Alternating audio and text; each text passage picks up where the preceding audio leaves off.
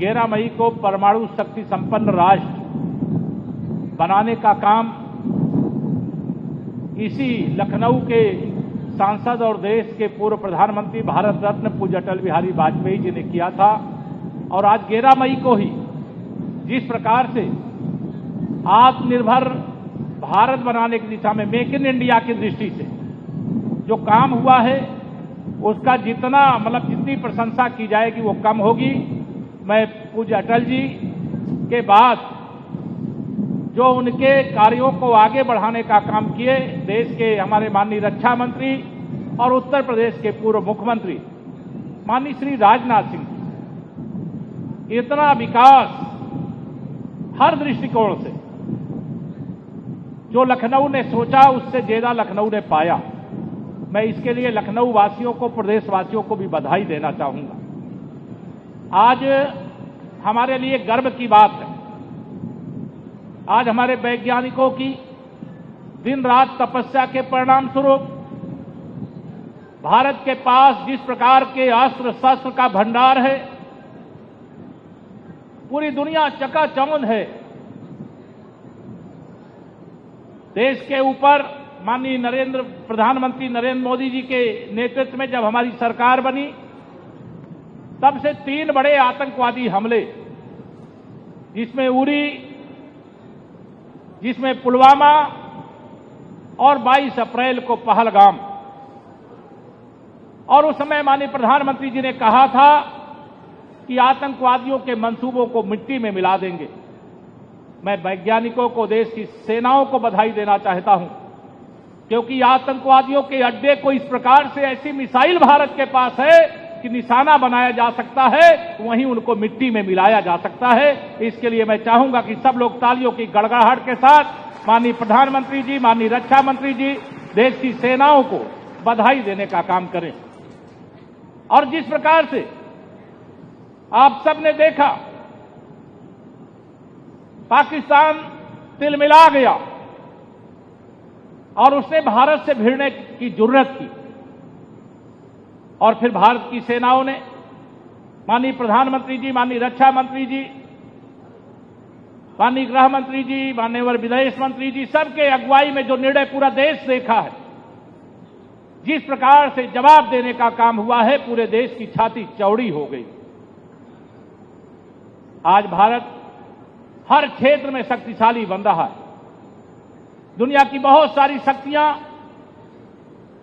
भारत को विश्व की महाशक्ति बनते हुए बर्दाश्त नहीं कर पा रही, लेकिन भारत जो ठान लेता है वो करके दिखा देता। और आज वही दिन आया है जब मैं यहां भटगांव स्थित ब्रह्मोस इंटीग्रेशन प्लांट, उत्तर प्रदेश के मिसाइल इंटीग्रेशन की पहली अत्याधुनिक सुविधा, जिसमें अभी हम लोगों ने सब स्वयं देखा है, और जो लोग यहां आए उन्होंने भी देखा होगा, नहीं देखा होगा जरूर देखिएगा। देख करके ही कई लीटर खून अपने आप बढ़ जाता है कि आज भारत हमारा किस प्रकार से सक्षम हो रहा है। ये तो हमने यहां पर ब्रह्मोस की इस यूनिट को देखा। मैं आप सब लोगों को आज यहां यही कहना चाहूंगा, विश्व में आज भारत ने एक अपनी पहचान बनाई है।